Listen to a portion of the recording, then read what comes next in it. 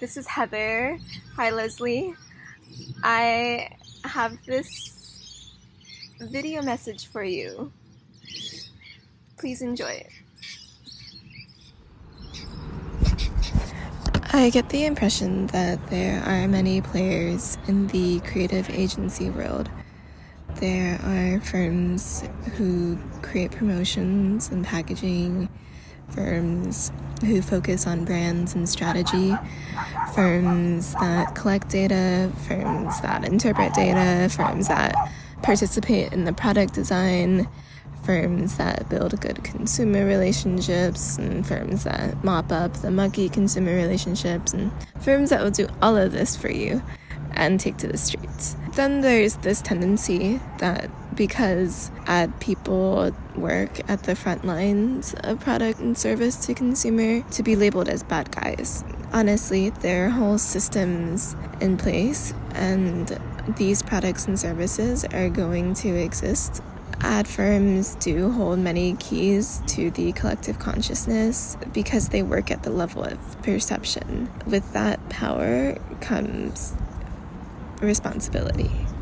It seems to me that the scope of their responsibility is more so in how something is sold rather than what specifically is being sold. Realistically, not everything is a wellness category item service, and rarely do creative agencies have the rapport to influence supply chains and distribution methods. What they are able to influence, what their role is the imagery and the sound and the overall texture frequency of how something is being sold.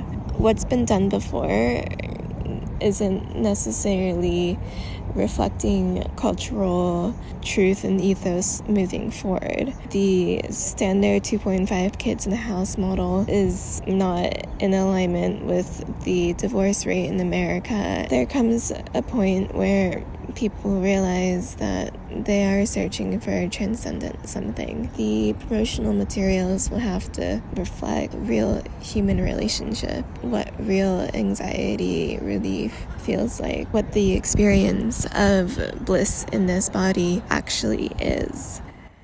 Not every change that needs to occur will go down at the level of commerce. Some of it is policy, some of it is lifestyle, some of it, all of it is at the level of consciousness. I'm definitely drawn to ad agencies because of the huge disparity between what I would like to see in the world and what I actually see in the world.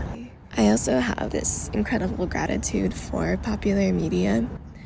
There is complexity in the simplest thing. I've always been fascinated by it. There is no hierarchy between high and low culture, artifacts that are familiar and artifacts that are foreign. Every postmodern art piece that I love refers to popular media in more than one way. Then there's the personal growth point of needing to learn how to be relevant, and the consistent gut feeling I have about myself is that I'm a nerd. I've only ever aspired to be a nerd my entire life. Being a nerd is just going inwards and having highly unconventional fixations, obsessions, not caring if anyone notices, and therefore not caring if it can be monetized. I used to be obsessed with the space in between letters on highway signs long before I ever heard of a career in design. I adored YouTube and making YouTube videos for long before it was bought out by Google. Went to Wake Forest University, studied business management, business enterprise management, as well as art to sort of get into how human perception works, and business to understand the reality of the way that the world works. I had a brief stint one summer at Stanford that taught me design thinking and expanding that beyond the UX of a screen to the way that cities form, the way that humans work within that. I've learned a lot. Almost all of my software skills are self-taught, but I really need a way to integrate this inward passion with external results. If you want to go fast, go alone. It's what I've done to get the skills that I have.